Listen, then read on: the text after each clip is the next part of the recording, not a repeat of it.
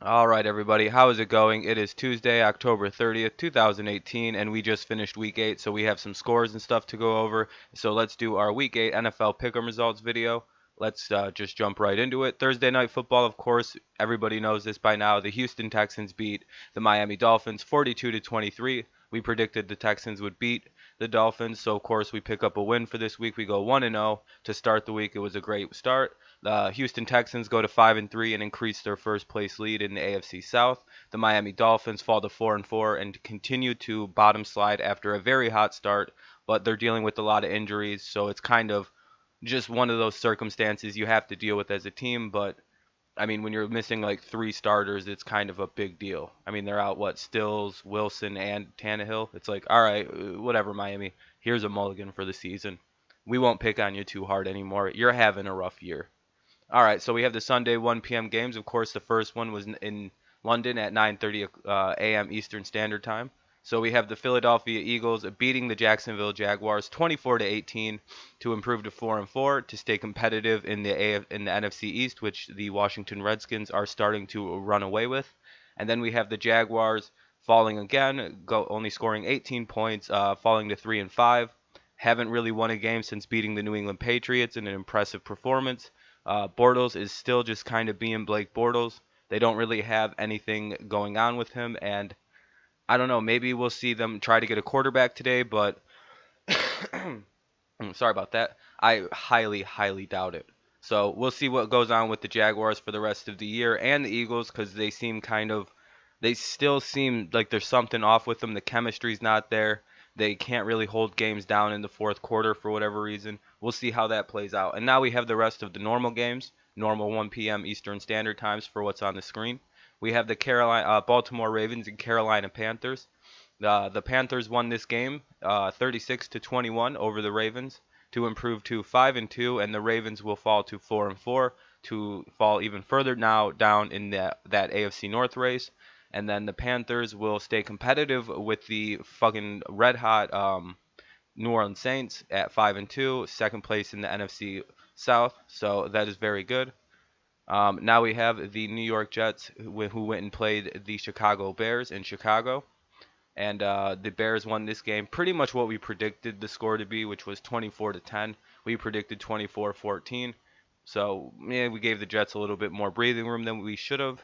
The Bears defense overwhelmed them entirely, and the Jets, they're inconsistent at best. So this is what it is for Jets fans. At least you have probably the best young quarterback taken in the draft in Sam Darnold, so you have a positive future to look forward to. The Bears also look really good too. So I'm pretty sure they're like tied for first place in that weird NFC North. Everyone's 4-3 except the Lions. It's a hilarious division to look at. But let's move on to the Cincinnati Bengals and Tampa Bay Buccaneers, in which we almost predicted this game to the score. It was 37 to 34, a shootout as I predicted. The Bengals will improve to 5-3 to be in second place in the AFC North, just because the fucking Steelers have one less loss at 4-2-1, so they're in second place. Now we have the Tampa Bay Buccaneers losing another game. But interestingly enough, Jameis Winston was benched in this game after throwing 4 interceptions, and the Bengals almost fell victim to some Fitz magic as Fitzpatrick led a vicious comeback in this game to make it 37 to 34. So we will also note that the Buccaneers have already announced that they're going to be going with Fitzpatrick next week over Jameis Winston. So that is something to take note of if you're going to be making picks of this week, is that Ryan Fitzpatrick will be starting over Jameis Winston next week due to this game and due to the Buccaneers' struggles this season. They're just trying to have something. And then, of course, a game I got wrong, a game I ran my mouth about, and I shouldn't have. The Seahawks beat the Detroit Lions 28 to 14 to improve to 4-3 to stay competitive in the wild card positions. The Lions, of course, struggled again stopping the run, which the Seahawks have a very good run game. They fall to 3-4 and go to last place in the NFC North.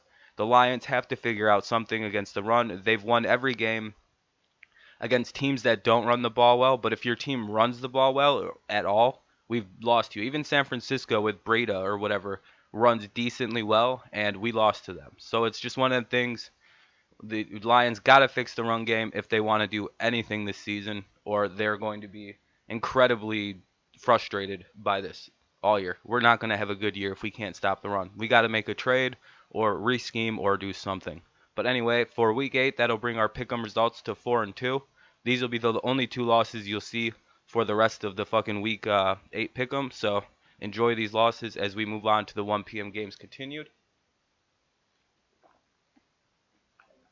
And in those games, we have the Denver Broncos went and played in Kansas City, which is always going to be a tough game. A lot more competitive than I thought it was going to be, as the Chiefs beat the Broncos 30-23 to improve to 7-1 to be the best team in the AFC still over the New England Patriots, who only have 2 losses. So we'll have to see if the Chiefs lose another game.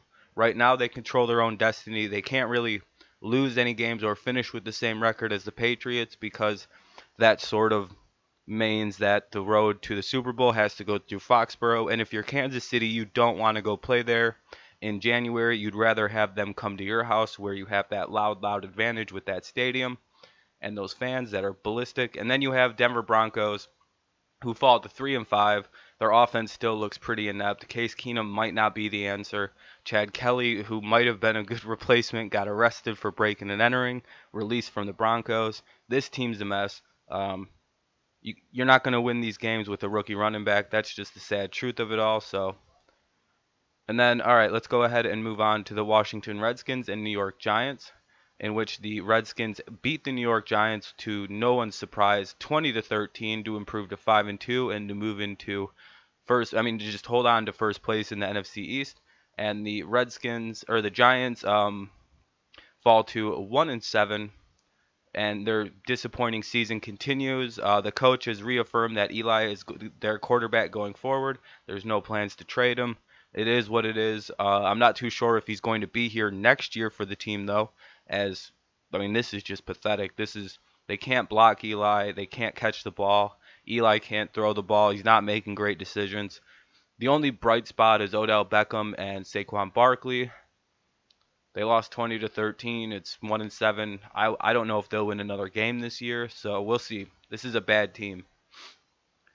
And then we have another kind of duh game. The Pittsburgh Steelers avenged the tie from their embarrassing opening day tie with the Browns by winning 33-18 to improve to 4-2-1, and take first place of the AFC North, and just be up there by themselves due to the fact that they have 1 less loss than the Cincinnati Bengals, which should make the rematch against that team very exciting. Even though, I don't know, I'm just excited for the way the AFC North, much like the NFC North, is shaking up to be a fun, competitive division race. Really the only ones in football. If you go and look at them, it's kind of boring everywhere else. So the AFC North and the NFC North are very fun playoff races that'll be happening deep into the season. A lot of these other conferences are kind of sewn up already, kind of some shit teams, and then one really good team. It is what it is. The Browns have also fired head coach Hugh Jackson and offensive coordinator Todd Haley, and promoted defensive coordinator Greg Williams to be the interim head coach of the Browns. This continues a trend of which Browns coaches are fired after the second game against the Pittsburgh Steelers in a season. 6th time it's happened. Hugh, you stink. You went 36-1. Maybe you'll get to be a defensive coordinator or something again. I don't know what you did before. Good luck, bud. That sucks. That brought us to 7-2 for the week, and then we're going to go ahead and move on to the 4 p.m. games. But at this point, I was feeling cocky. But these 4 p.m. games had me really nervous, because a lot of these teams won in the fourth quarter or very late in the fourth quarter. The only game that didn't was of course, the Indianapolis Colts beating the Oakland Raiders 42-28. The Raiders had a late comeback, and then it was quelled immediately by the Colts putting up 2 quick scores to improve to 3-5 to stay in. Ironically, they're only 2 games out of first place in the horrible AFC South, in which the Texans are 5-3 in first place. And the Raiders continue to prove everybody right that thinks they're tanking by losing this game and falling to 1-6. Who knows? I don't really know. They're still trying to trade people. They're getting worse and worse. Derek Carr played pretty good despite the fact that the Raiders stink. So, I don't know. They stink. All right, let's see. Now we have the San Francisco 49ers and the Arizona Cardinals in what was the shittiest shit game ever. The Cardinals won 18-15 in like the last minute on like a game-winning kind of thing, and then stop the 49ers come chance to tie it or take the lead on a game-winning win or touchdown. Sorry. The 49ers fall to 1-7 without Jimmy Garoppolo and most of their team being injured. The Cardinals are 2-6, rough rebuild, whatever. All right, and then we have the Los Angeles Rams and the Green Bay Packers in what was a lot closer game than I guarantee anybody but Packers fans thought it was going to be. Like, if you're not a Packers fan and you thought this game was going to be close, I label you a liar. Like, if you didn't predict this to be the Packers getting the shit kicked out of them and you're not a Packers fan, I don't believe you. So, 29-7 was the final of this game, not 49-17, whatever. The Packers played way above what they're capable of doing. They're going to get destroyed next week by the Patriots, my humble opinion. The Rams are 8-0 and looking like literally like football's best team, winning games, doing things unselfishly like Todd Gurley, not racking up that touchdown at the end and just letting the clock run out. Very selfless, great move, great football player, great football team. The Packers, you guys play a lot better. I can't really even shit talk your team. You're 3-3-1. You're still in this goddamn playoff thing. I don't know. Fuck them. You guys played a lot better than what I thought you were capable of. You got that young wide receiver, number 83. He's going to be good. Maybe you guys, fuck you guys. I hate the Packers. 10-2 for my Week 8 NFL Pick'em results at this point. We only have a couple games left. And at this point, I was feeling really good. I was like, oh my God, I'm on pace for my best week. I was excited. And then Sunday Night Football happened. And the fucking Saints actually did beat the Vikings. Not in the way I predicted. I thought it was going to be an overtime game in which it was a field goal. I was going to give myself 2 wins for that. But either way, I still get the win on this one because the Saints beat the Vikings 30-20 to improve to 6-1. And they go ahead and play the Rams in what should be one of the best games of the regular season to this point because of the fact, just the situation. It's the Rams, it's the Saints, 6-0 versus 6-1 versus 8-0. Drew Brees versus fucking Jared Goff. This should be a shootout beyond what everyone thinks, but I actually kind of have it a little bit more contained than a lot of people might be thinking, but I'll have to go back and really rethink about that one. But then we have the Vikings, 4-3-1. Kind of looking disappointing, but they're still in first place in the division right now. They play the Lions. This will be a fun start to some like divisional play, and we'll see who's going to take the NFC North, I think. More so not on who they're playing outside of their division, but who they're playing inside of it, because there's been like no inter-division play for the Lions, Packers, Bears, and Vikings. So we'll see how that starts to play out and see if the Vikings improve their record. We'll see. And then we had Monday night, of course. The Patriots played. The Bills played a lot better defense than I was going to give them credit for. I thought the Patriots were going to come in and stomp a mud hole.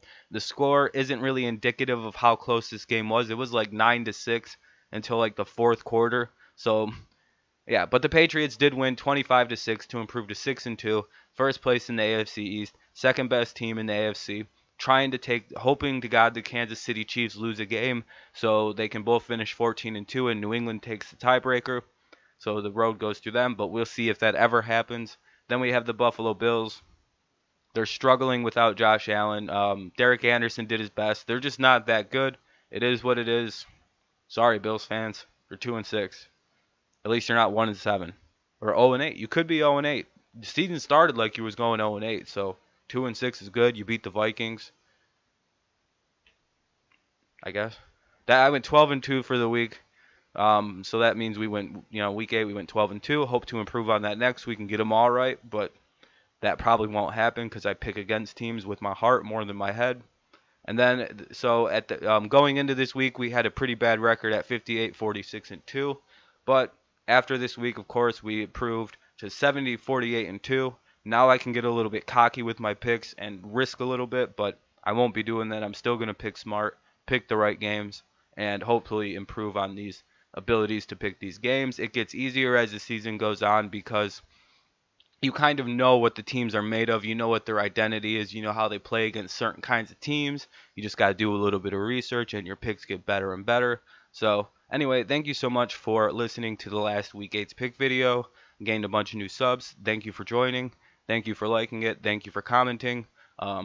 watch out for the Week 9 picks video, which will be coming up shortly after this gets posted. I hope you enjoy that one just as much as you did the last two, and I hope you enjoyed this video as well. So yeah, leave a like if you like this video, subscribe if you're new, leave a comment down below how you did this week. I went 12-2, so hopefully we do better. All right, thanks for listening to this DrTV presentation. This has been Rob. See you later.